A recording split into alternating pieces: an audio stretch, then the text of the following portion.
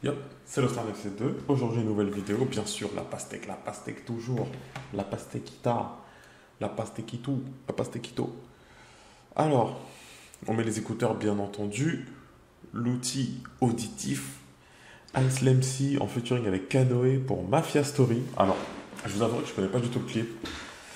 Apparemment, on partirait sur du storytelling. Donc, lorsque vous faites un clip et que vous vous mettez dans la peau d'un personnage, que vous racontez une histoire, voilà. Un peu comme on avait avec La Crime et Maes sur Boston George. Où ça racontait un peu l'histoire, voilà, d'un mec qui était rentré en prison parce qu'il s'était fait attraper avec la drogue, ressorti de prison, n'avait pas donné l'argent avec lequel il s'était fait attraper, enfin voilà, et du coup il s'est fait tuer. Le jour du mariage. Alors après, à savoir que le storytelling, ça peut être une vraie histoire, une fausse histoire, tant que c'est une histoire. Et donc là, ouais, apparemment, on partirait dessus. Alors, ce qui est bizarre, parce qu'entre Ice MC et Canoë, il y a quand même une différence d'âge. Et pour moi, Canoë, alors après, c'est du storytelling. Le problème, c'est qu'il faut arriver à faire passer de l'émotion. Maintenant, je sais que Canoë est capable de faire ça. Et en fait, ouais, pour moi, le seul truc qui casse les couilles, c'est que Canoë, c'est un mec qui est bon artistiquement parlant, donc musicalement parlant. Mais c'est vrai que son physique, le visuel que tu as de lui, fera que les gens vont pas forcément le prendre au sérieux. Parce que avant même de regarder, avant même de commencer à l'écouter, tu vas te dire, tu montres ça à tes parents, machin, ils vont te dire, ouais, mais il est petit. Et en fait, ça peut bloquer. Maintenant, je pense qu'il le sait. Et je pense que, ouais, il le sait, il doit être au courant que du coup, ça le force à travailler plus que les autres. Parce que, il a déjà un truc sur lequel les gens vont vouloir se foutre de lui à chaque fois. Ça, je pense qu'il le sait. Donc, on va voir ce que ça donne. Let's go.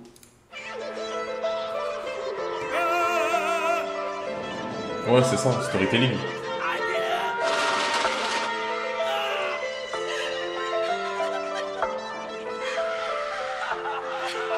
2008, 21 décembre, dans ma chambre avec des sommes indécentes. Quand soudain Hakim débarque à la maison, en sang plein de contusions, me demande de descendre.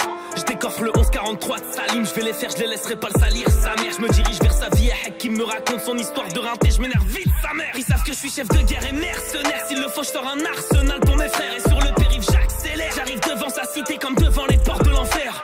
Ils sont plusieurs, devant le bar le plus vieux sort un pompe, je sors mon pétard. Un bruit sourd retentit, je riposte d'un homme à terre, des enfants qui courent, je repars. À ce moment précis. Waouh. Eh, on n'est pas dans des gangs aux États-Unis. Hein. C'est les gangs aux États-Unis qui arrivent.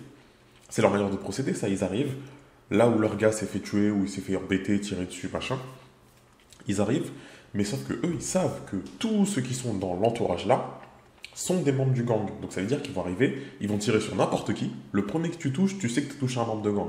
Sauf que là, est-ce que lui, il était dans le lot? Parce que, enfin, il montrait un mec qui marchait, il montrait même pas un mec qui était en train de vendre de la drogue ou quoi que ce soit, il montrait un mec qui marchait.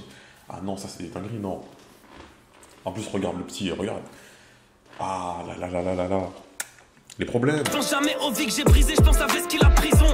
J'appelle Maître Arrache sur le chemin du retour, mais les gyros troublent ma vision. Passage au 36, fourchette de 10 pigeons aux assiettes. J'ai pu éviter la perpète, je rentre dans la coursive. J'assume ma peine comme un grossiste, mais je fais des cauchemars et je perds la tête. Au parlu, mon petit ref me parle de Hakim, me dit qu'il a douillé le mec en question.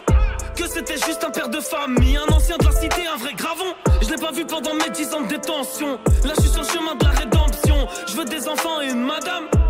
Un RSI toute option. J'ai bougé pour les gens, c'est pas eux qu'on pris du ferme. Personne n'a pris mes patins, le procureur m'a enfermé. Juste, je reviens vite fait sur la punchline qu'il a dit.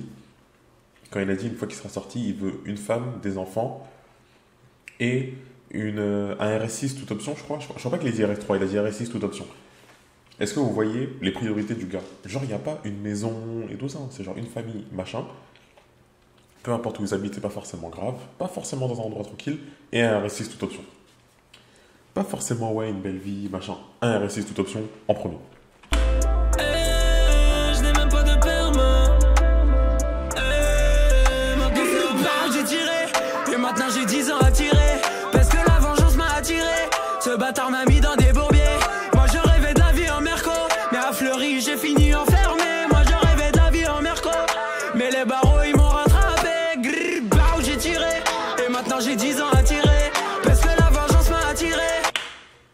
juste, je coupe Kanoé dans son truc lourd. Je vous ai dit ou pas? Kanoé, il est chaud, lyricalement parlant, il est chaud. Artistiquement parlant, il est chaud. Là, on voit qu'il va nous faire comprendre l'émotion. Maintenant, là, encore une fois, le seul défaut qu'il a, c'est le même défaut tout le temps. Mais bon. En tout cas, il est chaud. Kanoé sur du storytelling. Storytelling, pardon. On se perd pas dans les mots. C'est déjà validé directement. Ce bâtard m'a mis dans des bourbiers. Moi, je rêvais de la vie en merco. Mais à Fleury, j'ai fini enfermé. J'ai tiré sur la vie que j'ai aimée. Ce bâtard sort du star. Dans 2 jours, ce jour, j'attendais. J'ai déjà acheté mon joujou, zip volé, cagoule. Attends, je viens de capter. Oh, j'avais pas capté, je vous promets, j'avais pas capté. En fait, le petit qui était à côté, c'était lui. Donc en fait, Ice MC a tué le grand frère de Kanoé dans l'histoire. Ouais, c'était pas son père, grand frère, je pense. Je pense pas que ça soit son père, mais c'est possible. Je vais canner sur Agoun, j'étais type, moi j'avais besoin d'un papa. On m'a dit d'oublier, mais j'ai pas oublié. Pour moi, la vengeance passe avant les gros billets. Un cheveu là, une barrette de shit dans le sang, je vais lui caler une balle juste au-dessus des dents. Ce fils de putain est mort ce soir. Je gare ma bécane en face du star. Je sors mon pétard et je vise le crâne. J'attends pas une seconde, j'appuie et je le canne. Sa mère est triste, ma mère l'était aussi. Un beau jour, elle a perdu son mari. Ce bâtard a mérité son tarif. J'ai pas de remords, mais ma fierté a un prix. Je sais que tu me vois, papa.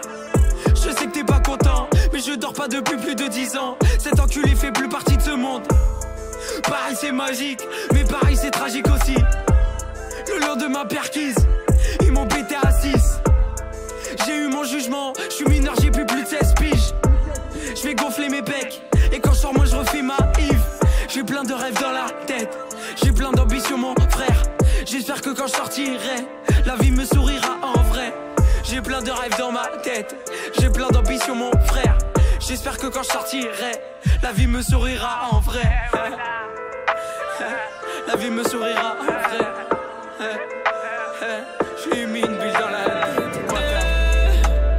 J'ai bougé pour les gens, c'est pas eux qui ont pris du ferme. Personne n'a pris mes patins, le procureur m'a enfermé. Je n'ai même pas de perme. J'ai tiré, et maintenant j'ai 10 ans à tirer. Parce que la vengeance m'a attiré. Ce bâtard m'a mis dans des bourbiers. Moi je rêvais de la vie en merco, mais à Fleury j'ai fini enfermé. Moi je rêvais de la vie en merco, mais les barreaux ils m'ont rattrapé. J'ai tiré, et maintenant j'ai 10 ans à tirer. Parce que la vengeance m'a attiré. Ce bâtard m'a mis dans des bourbiers. Moi je rêvais de la vie en merco, mais à Fleury j'ai fini enfermé. J'ai tiré sur la vie que j'ai émerdé.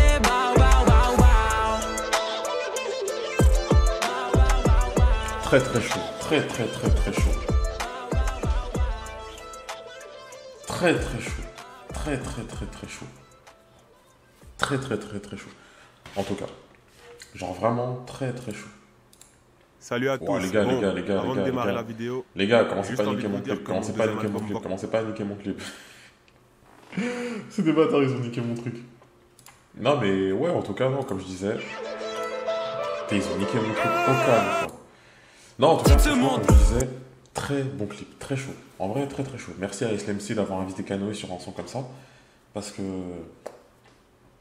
franchement, ça le fait, hein. Genre vraiment. Vraiment, il est chaud. Très chaud. Non, franchement, très chaud.